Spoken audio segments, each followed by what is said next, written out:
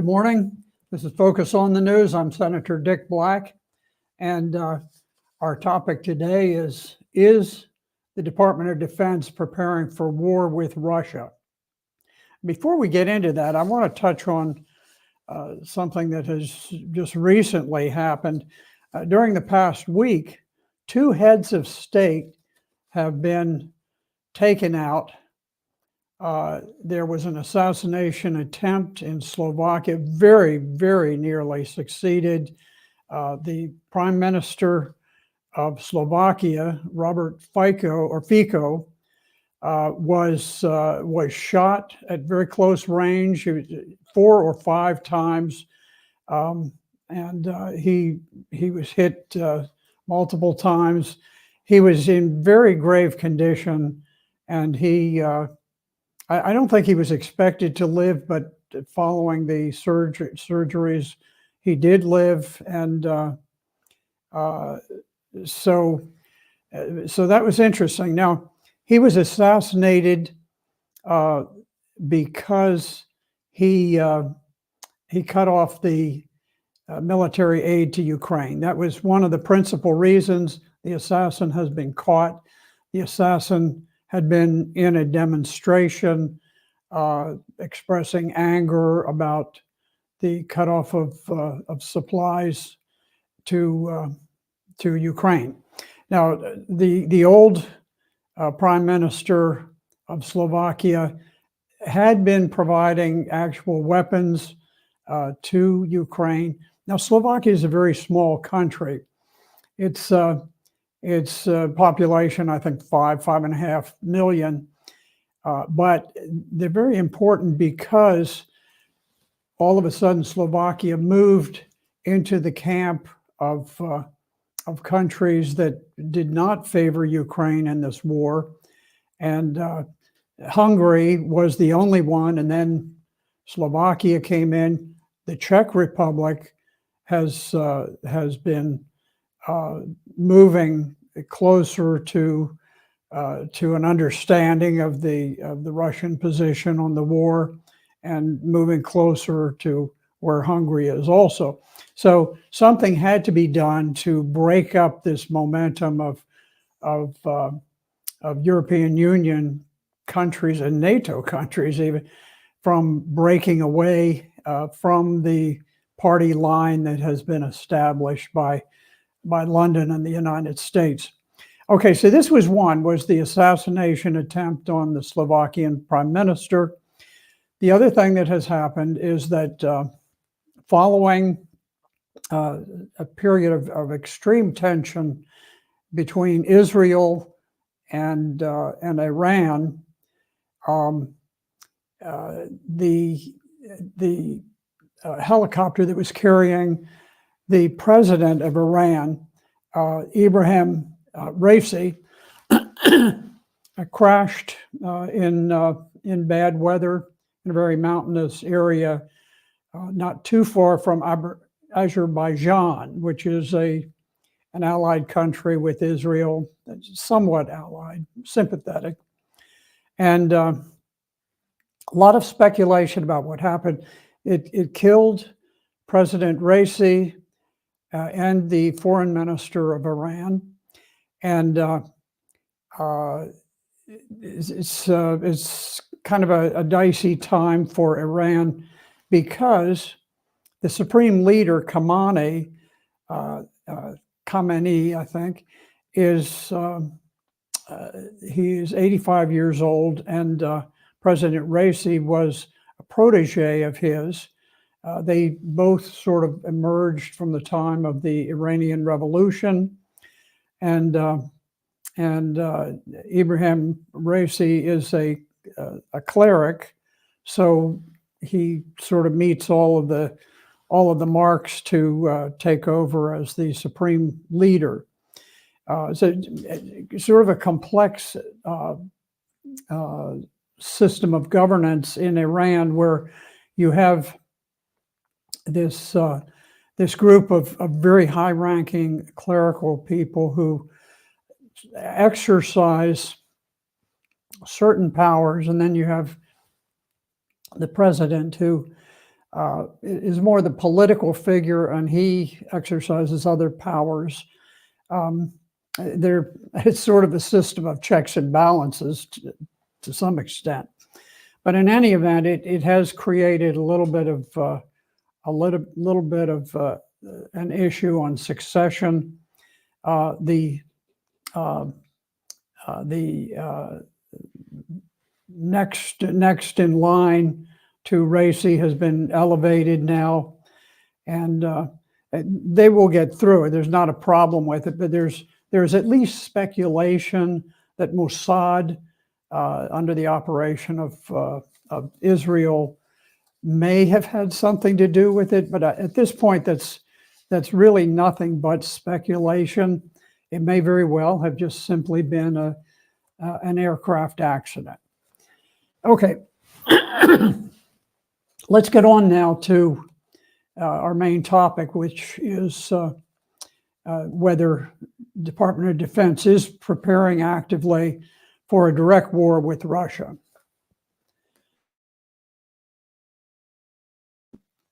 Now, here's what's happening. Last month, NATO began examining the question of how could NATO do more to help Ukraine on the battlefield. And there's a very good article by the New York Times discussing this. And it has a couple of things I have some issue with. One, it says that NATO last month asked General Christopher Cavalli, the Supreme Allied Commander of Europe, to come up with ways to do more to help Ukraine. Well, General Cavalli runs NATO. He is the Supreme Allied Commander. I'm not sure how much they ask him to do things and how much he tells them to do things. But in any event, that's sort of the little kabuki dance that they play within NATO. But Cavalli has suggested that NATO could begin training Ukrainian troops within Ukraine, which is in a city called Lviv, which is on the western part of Ukraine.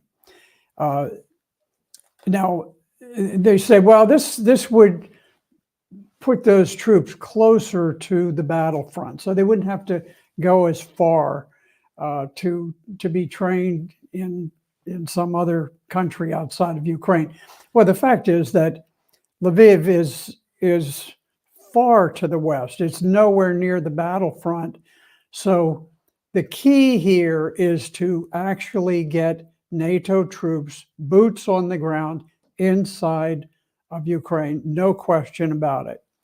And so the NATO allies are definitely inching closer to putting boots on the ground inside of Ukraine.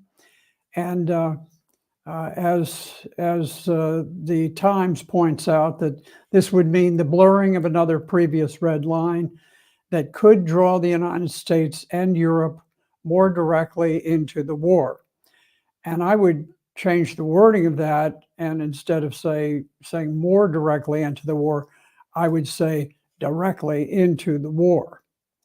Now, Ukraine's manpower shortage is sort of an intractable dilemma for Ukraine. They're taking whatever measures they can to try to generate some more troops, but they're running out of manpower. On the battlefield, their situation has deteriorated greatly. Russia is beginning to move. Certainly, they're moving with a new attack on the second largest city in Ukraine, which is Kharkiv.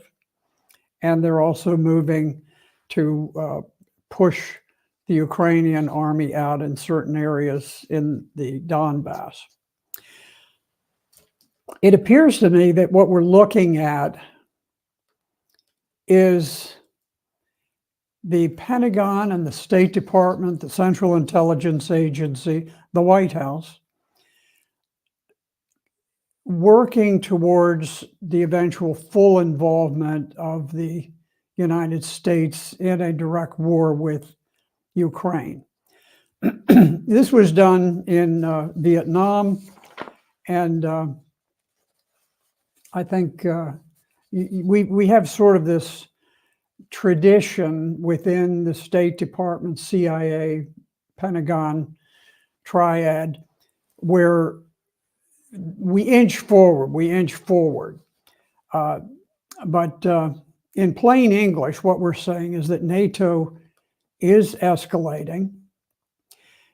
We know that early in the war, Ukraine asked for a no-fly zone. Now, what a no-fly zone means is a zone in which American and NATO jet fighters would be sent out over Ukraine to go into aerial combat against the Russian jets. Now, this is not a new thing.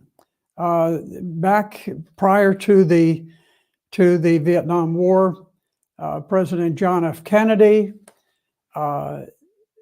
he set up the Green Berets. He actually was the one who established the U.S. Army Special Forces, and their task, among others, was to act as advisors and as trainers for the Vietnamese army.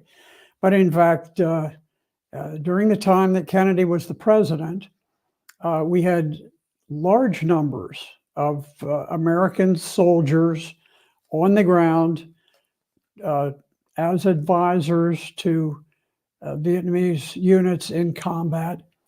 And they were involved in very brutal battles, and quite a number of them were killed.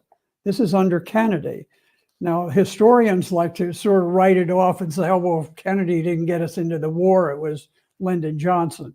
Lyndon Johnson escalated the war. He built it up enormously, but it was Kennedy who made the decision originally to get us into the war. And there were considerable numbers of Americans fighting and dying before Kennedy was ever assassinated. Now, so we saw this develop with the Vietnam War, of which I was a part, and I was one of the casualties. Had both of my radio men killed right beside me, we've also seen this under Obama, who really ran one of the most bloodthirsty administrations in recent history. He launched an unprovoked attack that absolutely destroyed civilization in Libya. Libya had been the most prosperous of all countries on the African continent, and now it's really ungovernable. We won't allow elections because we know that if there are elections, that Saif Gaddafi, S-A-I-F, Gaddafi, the son of Muammar Gaddafi, who we had murdered, that he would be elected as the president. And so we had promised free and fair elections. And here we are. How many years? This goes back to 2011 that we destroyed Libya. We have not permitted a free and fair election. We have prohibited those elections all the way up to this very day. It's really disgraceful because we left Libya in a shambles, and it has never been able to rise from the ashes because we've kept our boot on their necks all this time. Now, so Obama did that in Libya. At the same time, what he was doing, he was capturing the Libyan arsenal so that he could ship it to the border, the Turkish border with Syria. And he intended to overthrow the legitimate government of Syria using Al-Qaeda operatives and So Libya was sort of the precursor. That's where we got the weapons to overthrow Syria. We shipped them to the border in Turkey. From there, under Operation Timber Sycamore, where we had great warehouses filled with weapons stolen from Libya, and we shipped them to all of the Al Qaeda affiliates. And remember, Al Qaeda had just flown the jets into the Twin Towers and the Pentagon, just 10 years earlier. We were going to fight to the death in the war on terror.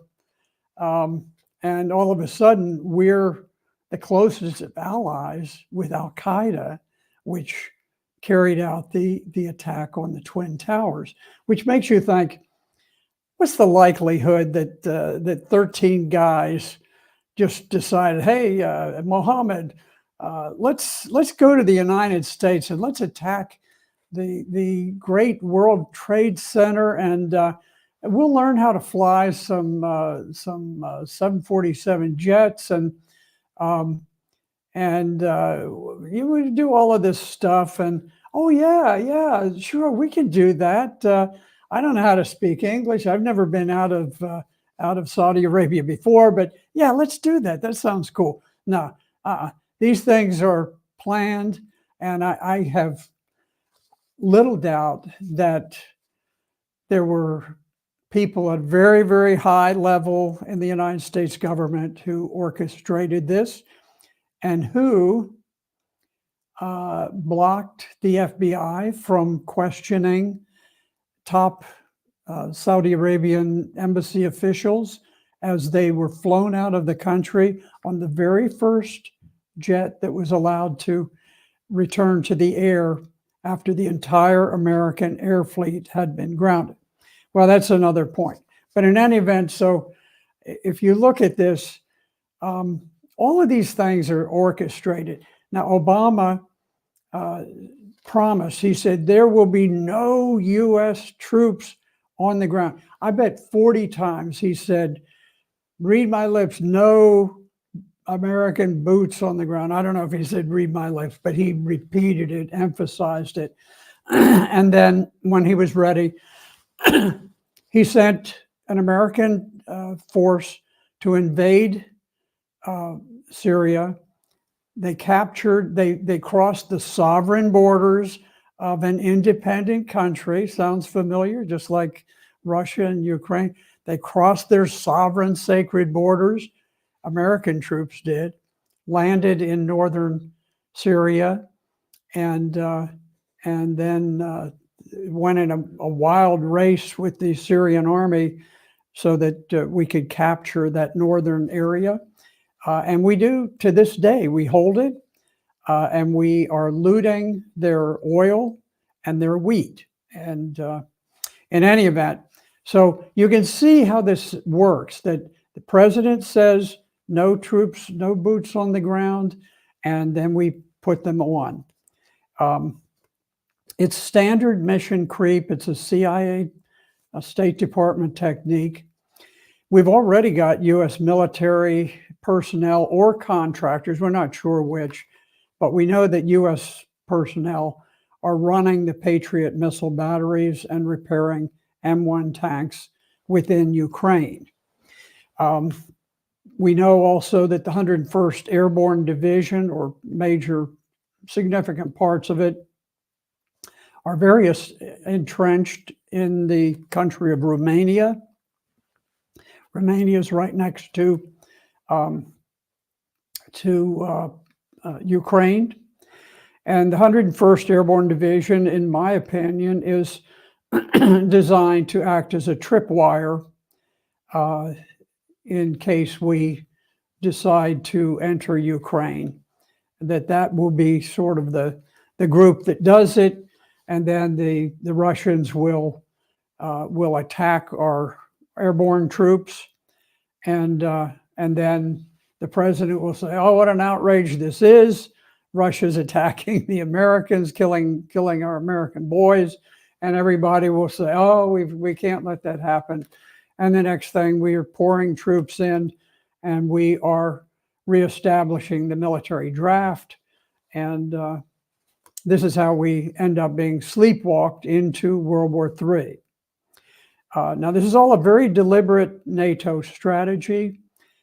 French President Macron, a couple of months ago, floated a very well-coordinated trial balloon where ostensibly on his own, he went out and he said, nothing should be ruled out when it comes to sending Western troops into Ukraine.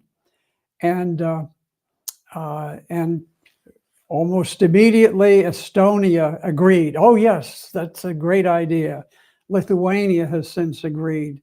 Other countries have made favorable commentary. And Macron, the White House ideas, the White House is trying to get him to quiet down, and he just keeps on. We can't get him to hush up about sending troops into Ukraine. That isn't just happening. He's not in a rebellion against the United States. He's doing exactly what we want. Let me back up just a little bit. With John F. Kennedy in Vietnam, I remember very well, tracking what was going on there. And he started the war by sending these advisors, and I was actually at the boot camp at Parris Island, South Carolina, firing for qualification.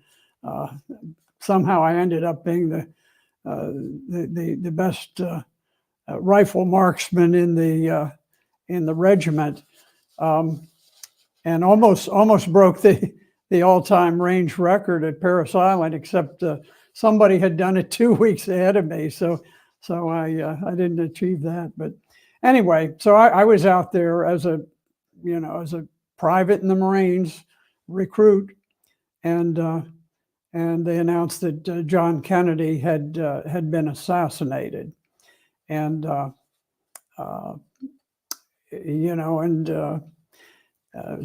he was immediately followed by Lyndon Johnson, who made his famous Gulf of Tonkin speech, which came on the air while I was a pilot in training. I was going through flight training at Sofley Field in Pensacola, and I was in the recreation room that the pilots used. We had a lot of pool tables, and we were watching A Man from U.N.C.L.E. on the screen. And all of a sudden, they came in with this alert. It said the President of the United States is about to make a very important announcement. And he came on. All the pilots came, some of them still in their flight suits off the flight line. And we all sort of hovered around under the one TV screen that was up there. And Lyndon Johnson came on and said, "My fellow Americans, today, United States destroyers have been attacked by 3 torpedo boats." And he went on to explain how he had ordered U.S. aircraft to attack sites in North Vietnam. And so this is how it starts. They don't just drop a bomb on the American public and say, "Hey, look, tomorrow we're going to war." They usually work things in a pattern, and they come up with a very good pretext, and then we go to war. So eventually, millions of Americans were serving in Vietnam, and in really the last high-intensity war we ever fought. Very controversial.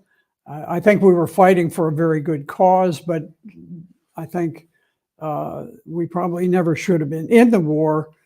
Once we were in the war, the guys who were fighting were definitely on the side of the angels in the war, but that's different than whether the United States should have been fighting in that war at all. So we've seen this game play out over and over and over again. there's always some terrible thing being done that we have to rectify, and off we go to war. Now, General Brown, the commander-in-chief of, or the rather the chairman of the Joint Chiefs of Staff, I'm sorry, said that he says this is inevitable. That he says it's just a matter of time before NATO troops are sent in. It wasn't clear whether he was talking specifically about American troops, but I think that's what he meant. He says, well, he says for now, he said an effort inside Ukraine would put a bunch of NATO trainers at risk. Now you can tell from his demeanor that it's like, okay, yeah, these guys are going to go over there, but that's not the big time. That's just sort of the prelude to the real show. And then he says, most likely this would mean deciding whether to use precious air defenses to protect the trainers instead of critical Ukrainian infrastructure. Well, in other words, would we move Patriot missiles to defend the trainers in this part of Ukraine? And I think that's a little bit of word salad to say it'd probably be a lot easier to just have NATO jets flying over there doing kind of, we won't call it a no-fly zone, but that's what it'll be. And then we'll be shooting down Russian jets, and they're going to be shooting us down. And American pilots are going to be dying over there if this happens. Then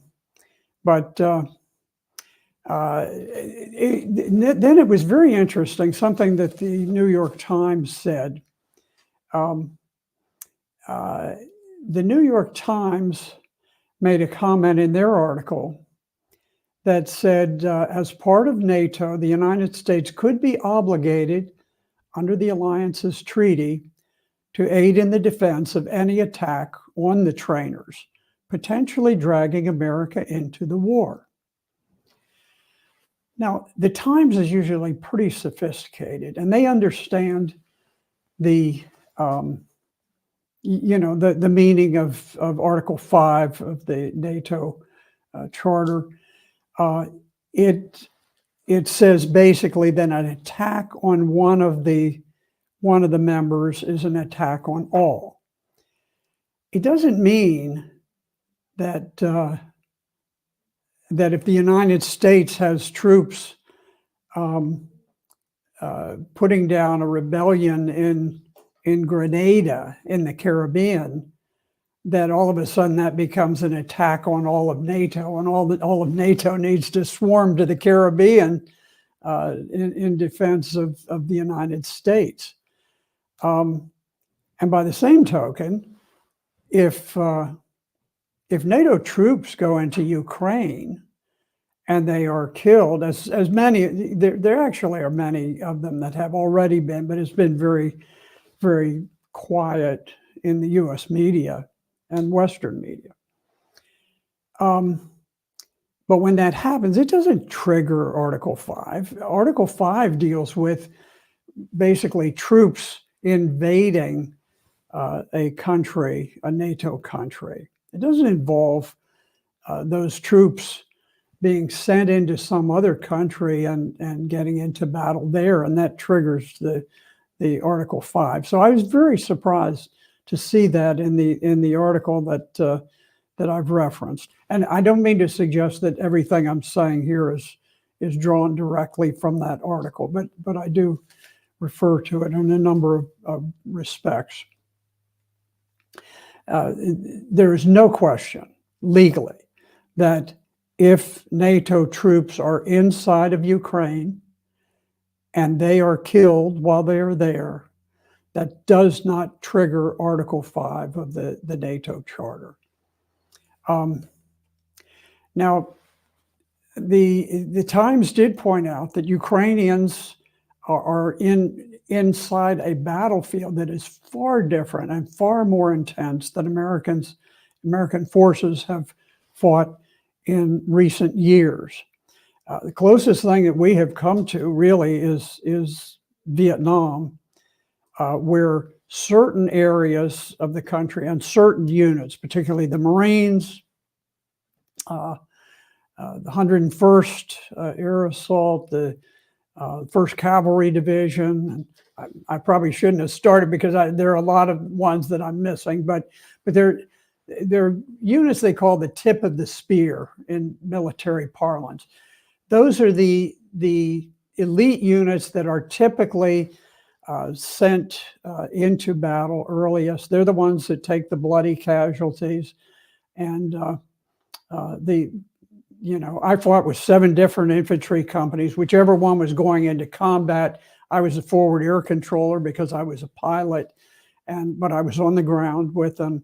And my team would be moved from unit to unit. Whichever one was going into the assault, into the attack, we would be farmed out to them. So I was just constantly in battle here and there, and finally ended up spending some months with Fox Company, 1st Marine Regiment, at a very remote outpost called New Lac Son in the Quai Son Valley. And we ended up attacking a very large North Vietnamese organization, and it was just a bloody mess. We ended up out of 120 people or so. Anyway, we had 33 killed. We had 81 wounded, I think. Just almost everybody killed and wounded.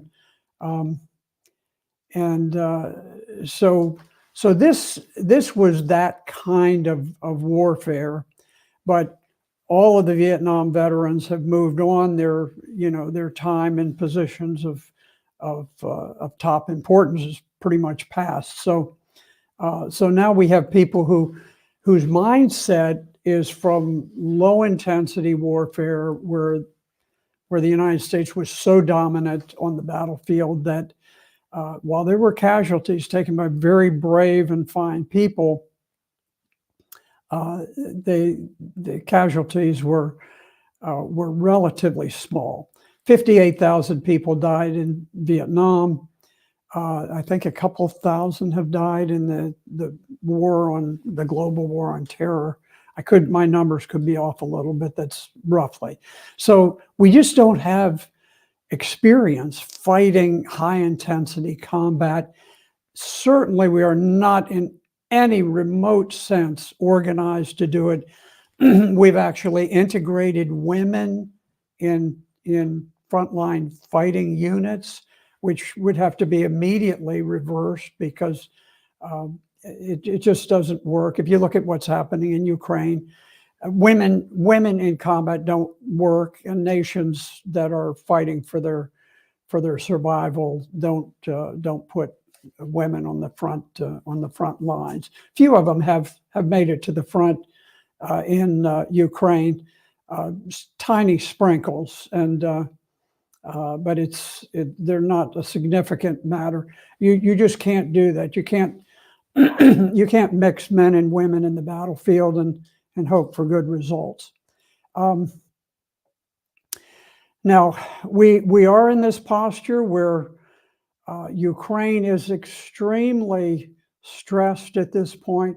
Their troops have not come unglued, even though there have been predictions of sort of mass surrenders and this type of thing. I'm not seeing mass surrenders from the Ukrainian forces.